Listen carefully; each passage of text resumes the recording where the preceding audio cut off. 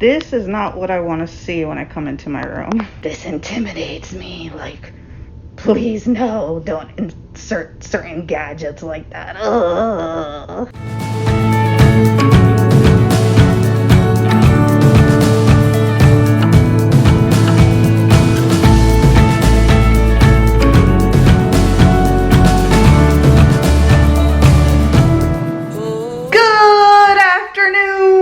Everybody! For today's vlog, we are going on another adventure. A continuous adventure from the previous adventure. What do I mean by that? If you guys didn't see our last vlog, or our last vlog that we went to see the OBGYN, tongue twister there, I was supposed to do my Strep B test. I don't know if I'm doing it today or not. Like, I'm just like, am I not? I'll explain more while we're in the car, shall we guys?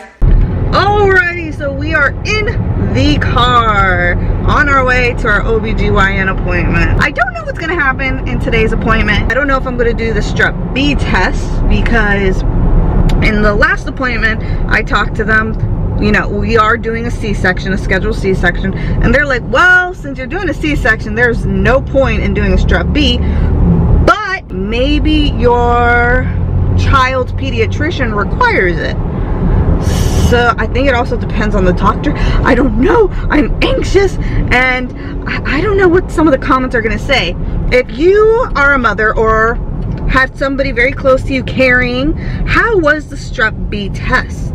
How did they explain it? How could you explain it? Was it painful? Was it uncomfortable? Was it a surprise? Because I see a lot of stories of mom like, oh, I thought I was just doing a vaginal check, you know, nothing big. And then out of nowhere, whoops, something is in the wrong hole, which is very uncomfortable. And they didn't really get much of a heads up. Now, what's funny is we, at one appointment, this was in my second trimester, we're talking about all of the upcoming appointments, what's gonna happen. And remember what happened in that appointment? With the nurse, like, oh, you're gonna do a Strep B. Oh, that's just a simple swab in the mouth. Oh yeah, that was at the very beginning. You thought it was a mouth swab, and I was like, wrong hole, babe. Yeah, no, what did the nurse say though? She was just like, it's not in that area. It's not gonna be in the mouth. Polar opposite of your head, it's further down south. And what was funny is that it went over my head. Like, I was like, okay, it's not a big deal. And then you just see Paul there just like smiling, like he got it, yeah, I did it. You don't get him, huh, babe?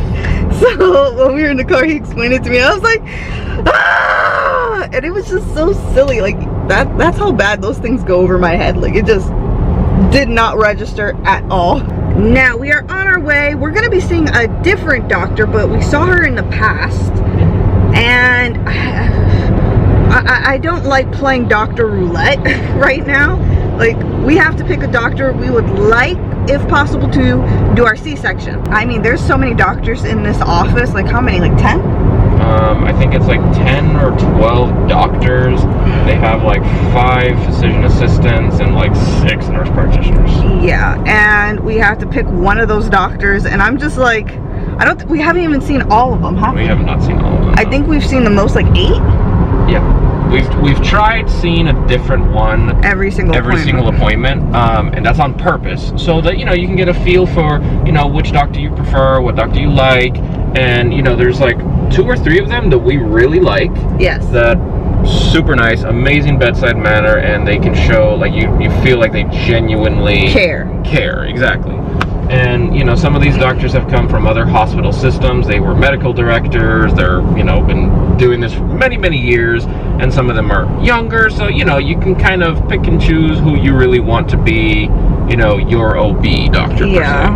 And we still haven't really decided. There is one doctor that me and Pa are both like, we do talk about constantly. So we think we're going to go with him. But we will see. For today's appointment, we're going to see this doctor we've seen in the past. Now, once again, we show you guys what we want to show you, but we kind of show you more of like the kind of like, we got this kind of attitude and perspective. But behind the scenes, sometimes it is a struggle. I mean, I haven't been able to shower by myself for like, what, like 3-4 months now. Paul has to be there helping me because I am not doing so hot. I mean, my pots in the shower is like the worst. I can't be standing up for too long. I'm constantly in bed and I'm taking it easy.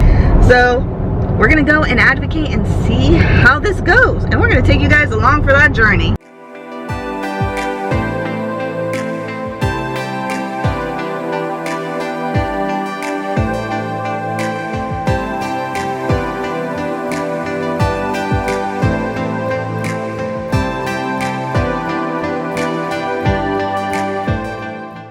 So we're here and I'm exhausted.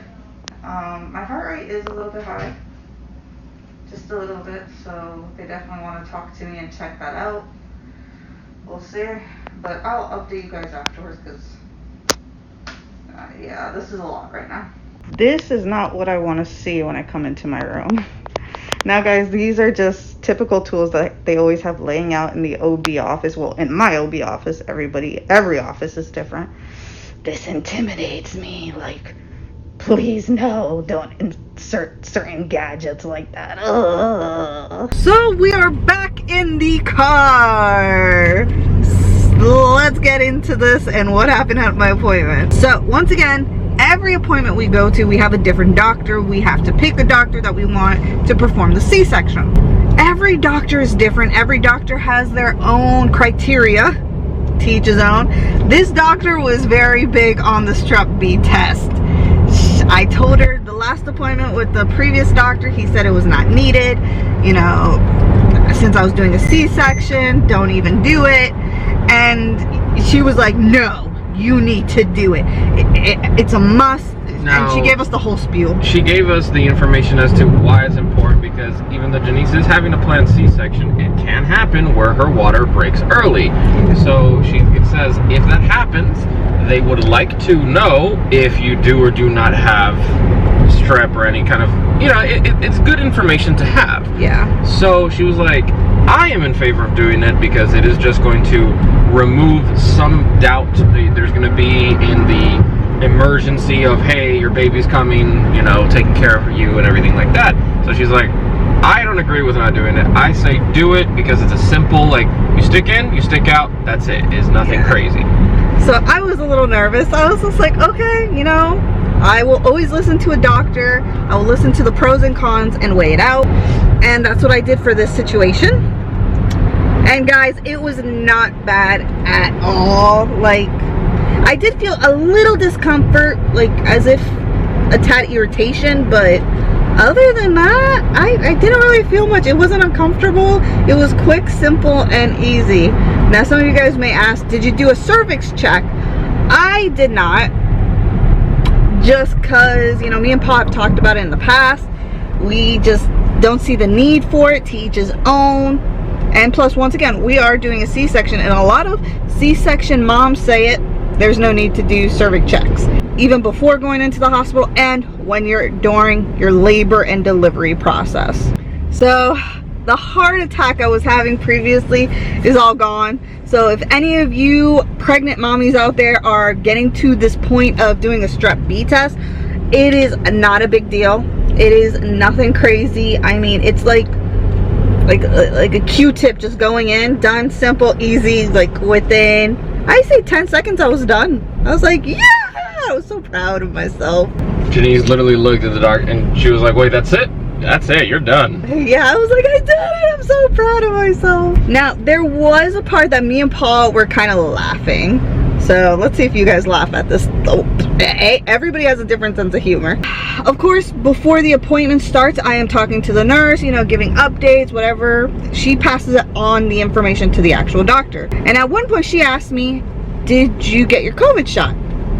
You know, a lot of people have asked me, have I gotten it? No, I have not. I'm not gonna get it for a while, even when the baby's here, you know, breastfeeding and whatnot. Every mother is different and entitled to whatever they want to do. I told her, no, I didn't. Paul, what did she say? Literally, she goes, good. Yeah, it was so weird. I was like looking down, and when she said that, I was like, wait, what? Like, I thought I misheard her. I was just like, what? So I'm pretty sure she wasn't big on pregnant moms having the COVID shot. But I was just more stunned, like, wouldn't you want to keep that to yourself? Now, there is that controversy of pregnant women, you should get your vaccine. And I know the CDC has said that do it. But at the end of the day, the research that we've seen and some of the doctors that we've talked to about this, They say that as long as I'm vaccinated, my family's vaccinated, all the people that Janice has an interaction with are vaccinated, which they all are, and we don't have many interactions with people at all right now, obviously. That as long as we're all vaccinated, it's safe for her. The thing about the vaccination in pregnant women is that they don't know how it affects people.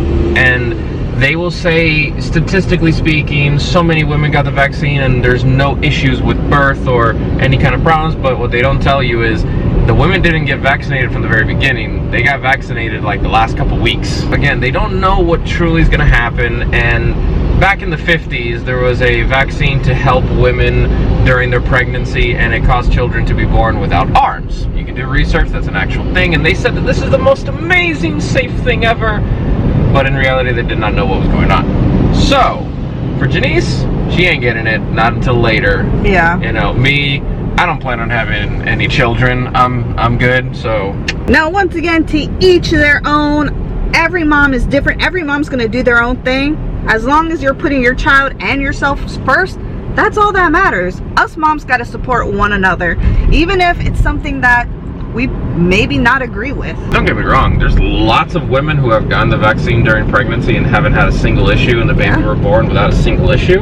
But to each his own, and you know, we made the best choice that we thought for our situation, and there you go. Alrighty guys, I think this is where we're gonna end it. I am not feeling good. I don't know if you can even tell because I put on a brave face, but I'm feeling super nauseous. Holding up this camera while Paul's driving is not doing the best for me right now, so I gotta take it easy. Guys, do not forget to like, share, and subscribe. It truly helps us, and it also helps other parents to be, so they can see what we're doing, and you know, they may want to copy it or do their own thing. The options are limitless. Also, don't forget to check out our other social media platforms. I have been getting a lot of questions of people saying, when are you going to announce on your social media that you're in labor, the baby's here, the baby's name, yada yada. Well, Patreon gets the information first all the time. They probably will be the ones to know that I'm in labor. They probably will get the baby's name first. So if you guys want to check that out, definitely check out the description box. And then we have Instagram. I usually post things with Instagram the same time I post on YouTube. So there may be like a week, 2-week delay. Yeah, if that's another option you guys want to look at, definitely check out our Instagrams and look at our updates here and there. I hope you guys are enjoying your time. Take it easy, rest when you need to, and USA. For now, adieu and goodbye.